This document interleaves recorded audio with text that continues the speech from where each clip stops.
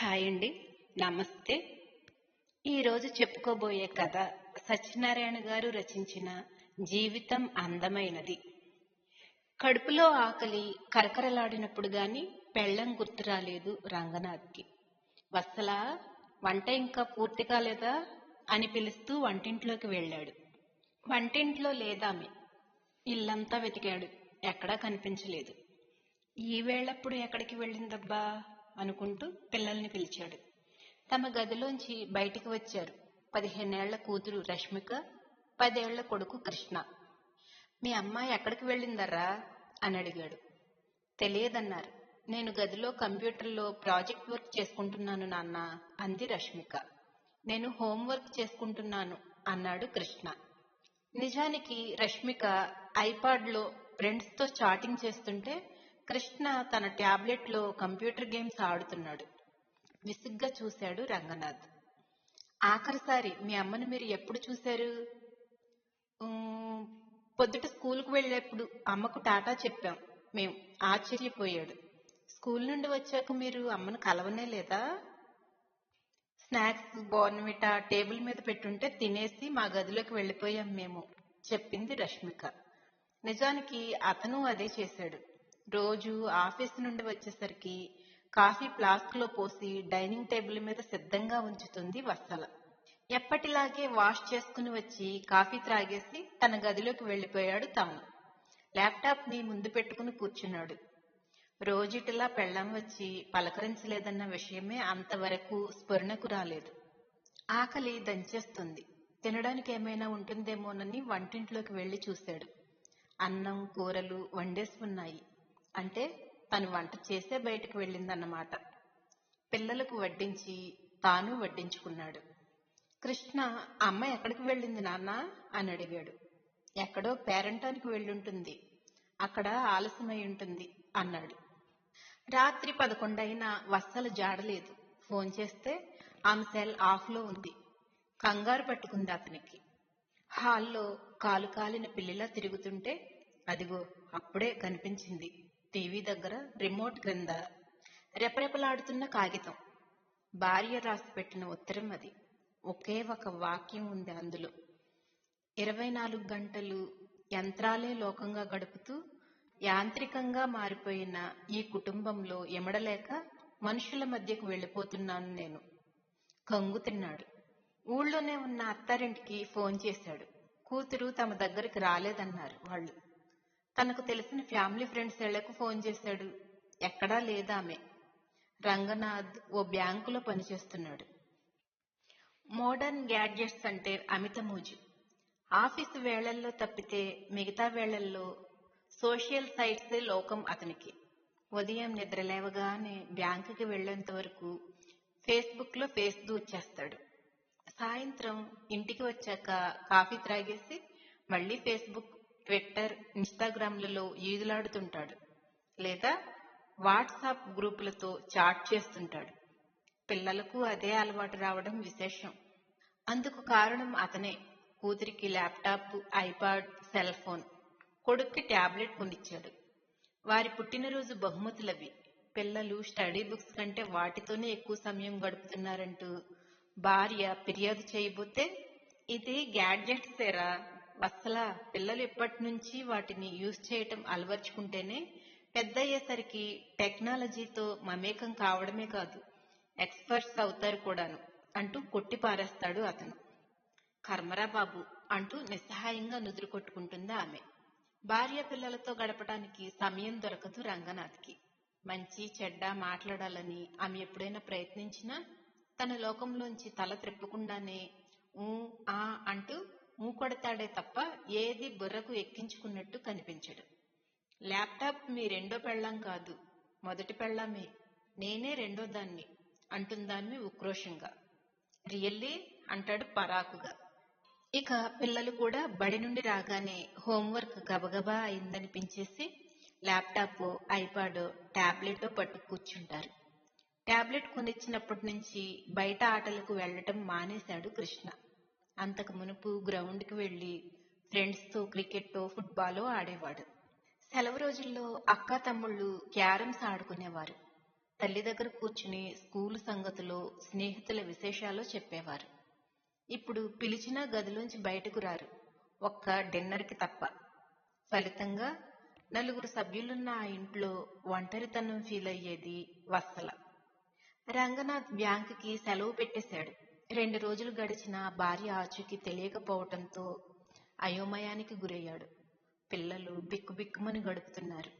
2వ రోజు సాయంత్రం డోర్ బెల్ మ్రోగటంతో పరిగెత్తుకు వెళ్ళింది రష్మిక, అమ్మ వచ్చిందేమోనని. గుమ్మంలో కొందరి బడిపిల్లలు పుస్తకాల సంచులతో, ఆంటీ లేరా అక్క అని అడిగారు. ఎందుకని అడిగితే వత్సల వారానికోసారి తోటలోని జామకాయలను వారికి కోసిస్తుందని చెప్పారు. అక్కడికి వచ్చిన తండ్రి ముఖంలోకి చూసింది కూతురు. ఏమనుకున్నాడో, ఇస్తాను రండి అన్నాడు రంగనాథ్. ఇంటి వెనుక ఉన్న తోటలోని జామ చెట్టు కాయలతో నిండుగా ఉంది. ఆ పిల్లలతో పాటు కృష్ణ కూడా ఉత్సాహంతో చెట్టెక్కి పళ్ళు కోశాడు. ప్రతి శనివారము వత్సల పార్కుకు వెళ్తుందని, పిల్లలకు చాక్లెట్స్ కూడా పంచుతుందని ఆ పిల్లల ద్వారా తెలిసి విస్తుపోయాడు రంగనాథ్. వత్సల వస్తుందేమోనని శనివారం పార్కుకు వెళ్లారు రంగనాథ్ పిల్లలును. వత్సల కనిపించలేదు. ఆంటీ రాలేదా అంటూ చుట్టుముట్టిన అక్కడి పిల్లలకు ఆంటీ పంపించిందంటూ తమతో తీసుకువెళ్లిన చాక్లెట్స్ ని పంచిపెట్టారు, నిరుత్సాహాన్ని కప్పిపుచ్చుకుంటూ. చానాళ్ల తర్వాత రష్మిక, కృష్ణ పిల్లలతో ఆనందంగా ఆడుకున్నారు. చీకటి పడే వేళ వరకు వేచి చూసి ఇక భార్య రాదని నిశ్చయించుకుని ఇంటికి బయలుదేరాడు రంగనాథ్. అప్పుడే అతని వద్దకు వచ్చింది ఓ స్త్రీ. మీరు వత్సల మేడం గారి భర్త అని ఆ పిల్లలు చెప్పారు. ఈ మధ్య పంతులమ్మ గారు రావడం లేదు, ఊళ్ళో లేరా సార్ అని అడిగింది. తమ ఇంటికి చేరువలో ఓ స్లమ్ ఏరియా ఉంది. వత్సల రోజు సాయంత్రపు వేళ అక్కడికి వెళ్లి ఓ గంట సేపు ఆ గుడిసెల్లోని పిల్లలకు ఉచితంగా పాఠాలు చెబుతుందట. వత్సల ఇల్లు వదిలి 5 రోజులైపోయింది. పిల్లలు బెంగ పెట్టేసుకున్నారు. రంగనాథ్కి కూడా దిగులు ఎక్కువైంది. ఆ 5 రోజులు వారికి గ్యాడ్జెట్స్ ధ్యాసే లేకుండా పోయింది. ఓ రోజు సాయంత్రం 2 వృద్ధులు వచ్చారు. తాము ఓ వృద్ధాశ్రమం నుంచి వచ్చినట్టు చెప్పారు. వత్సల రోజు ఆ ఆశ్రమానికి వెళ్లి 2 గంటల సేపు వారి అవసరాలను చూస్తుందట. వార్తాపత్రికలు, పుస్తకాలు చదివి వినిపిస్తుందట. పళ్ళవి తెచ్చి ఇస్తుందట. తమకు ఏవి ఇష్టమో అడిగి తెలుసుకుని ఇంట్లో వండుకుని వచ్చి ఆప్యాయంగా తినిపిస్తుందట. వారం రోజులుగా ఆమె ఆశ్రమానికి రాకపోవటంతో ఏమైందోనని తల్లడిల్లిపోతున్నారట అందరూను. అనారోగ్యం చేసిందేమో తెలుసుకుని రమ్మని వారిని పంపించారట. రంగనాథ్ పిల్లలు నిశ్చేష్టులయ్యారు. వత్సల వ్యక్తిత్వంలోని తాము ఎరుగని ఒక్కో అంశము వెలికి వస్తుంటే అంతమంది పిన్నలు, పెద్దల అభిమానాన్ని, ప్రేమను చూరగొన్న ఆమె పట్ల గౌరవం పెరిగిపోయింది వారికి. అనుకోకుండా ఆమె ఊరికి వెళ్లవలసి వచ్చిందంటూ సర్ది చెప్పి ఆ వృద్ధులను పంపేశాడు రంగనాథ్. అతనిలో అంతర్మదనం మొదలైంది. భార్య యొక్క ఔన్నత్యం, ఉదార స్వభావం, సేవా తత్పరత, మనుషులలో మెలగే స్వభావము ఊరంతా ఆమెకు అభిమానులను తెచ్చిపెట్టింది. కాని ఇంట్లోనే ఉంటున్న తనకు, పిల్లలకు ఆమెతో మాట్లాడే తీరిక ఉండదు. ఆమె యాక్టివిటీస్ గురించి ఏమీ తెలియదు. తాము గ్యాడ్జెట్సే లోకంగా బతకడమే అందుకు కారణం. గృహిణి అంటే కేవలం స్వగృహానికే పరిమితం కాకుండా తన చుట్టూ ఉన్న సమాజమంతా తన గృహమేనన్నట్టు భావించే భార్య యొక్క విశాల హృదయానికి జోహార్లు అర్పించకుండా ఉండలేకపోయాడు రంగనాథ్. ఆ వారం రోజులు ఆ గ్యాడ్జెట్స్ సంగతే మర్చిపోయి మనుషులలో పడటంతో ఎన్నో వాస్తవాలు వెలికి వచ్చాయి. సాటి వారి పట్ల అభిమానాలు, ఆకాంక్షలు ఆకళింపుకు వచ్చాయి. పిల్లలు కూడా ఆటలకు వెళ్లి రావడంతో వారిలో మునుపటి ఉత్సాహం, హుషారు పొడసూపుతున్నాయి. ఆదివారం ఉదయం హఠాత్తుగా గుమ్మంలో ప్రత్యక్షమైన పెళ్లాన్ని చూసి చలనం లేకుండా ఉండిపోయాడు రంగనాథ్. పిల్లలు వచ్చి ఏడుస్తూ తల్లికి చుట్టుకుపోయారు. నువ్వు ఎక్కడికి వెళ్ళావమ్మా అని అడిగారు. మా అమ్మా నాన్నల దగ్గరకు అంది.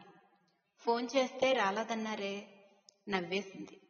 సారీ వత్సల, మా గ్యాడ్జెట్స్ పిచ్చి నిన్నెంతగా బాధిస్తుందనుకోలేదు అన్నాడు రంగనాథ్ మనస్ఫూర్తిగా. టెక్నాలజీని ఎంతవరకు అవసరమో అంతవరకే వాడుకోవాలండి. అతి ఎల్లవేళలా నష్టమే. మన సౌకర్యార్థం కనిపెట్టబడ్డ యంత్రాలను మానవ మనుగడకే ముప్పు తెచ్చే ముసలాలుగా మార్చుకోకూడదు. 24 గంటలు యంత్రాలతో గడిపితే మనము యంత్రాలమైపోతాం. అదే మనుషుల మధ్య గడిపితే మానవ సంబంధాలు, బాంధవ్యాలు, బంధాలు, అనుబంధాలు, విలువలు, ప్రేమాభిమానాలు అన్నీ అనుభవానికి వస్తాయి. జీవితానికో అర్థాన్ని ఇస్తాయి చెప్పింది వత్సల. జీవితం అందమైనది. ఆ అందాన్ని, అనుభూతిని పూర్తిగా ఆస్వాదించాలంటే మనుషుల మధ్య మసలడం ముఖ్యం. అంతర్జాలం ఓ మాయాజాలం. ఆ సాలెగూటిలో ఇరుక్కుంటే బయటపడలేం. అలాగే ఫేస్బుక్ ఓ ఐవాష్, సమయనష్టి. మానవ సంబంధాలే వాస్తవం, శాశ్వతమును. నిజమే, వర్చువల్ వరల్డ్లో విహరిస్తూ రియాలిటీని విస్మరిస్తున్నాం అన్నాడు రంగనాథ్ ఆమెతో ఏకీభవిస్తూ. మిమ్మల్ని పిల్లల్ని ఇబ్బంది పెట్టాను, సారీ అండి అందామె. పక్కింటి వదిన గారి ద్వారా ఎప్పటికప్పుడు మీ గురించి తెలుసుకుంటూనే ఉన్నాను నేను. మీలో ఆశించిన మార్పు వచ్చినట్లు తెలిసాక ఇంకో క్షణం కూడా ఆగలేకపోయాను. నువ్వు ఇచ్చిన షాక్ ట్రీట్మెంట్తో మా గ్యాడ్జెట్స్ పిచ్చి వదిలిపోయింది వత్సలా. ఇక మీదట వాటిని అవసరానికి తప్ప వాడకూడదని తీర్మానించుకున్నాం అన్నాడు రంగనాథ్. ఇకపైన సెలవు రోజుల్లో నీతో పాటు నేను ఓల్డేజ్ హోమ్కి వస్తాను. అమ్మా, ఆ వాడలోని పిల్లలకు నీతో పాటు నేను చదువు చెప్తాను అంది రష్మిక ఉత్సాహంగా. మరి నేను అన్నాడు కృష్ణ. వారిలో వచ్చిన మార్పుకు మిక్కిలి సంతోషం కలిగింది వత్సలకు. అయిపోయిందండి. Like and subscribe my channel. Thank you.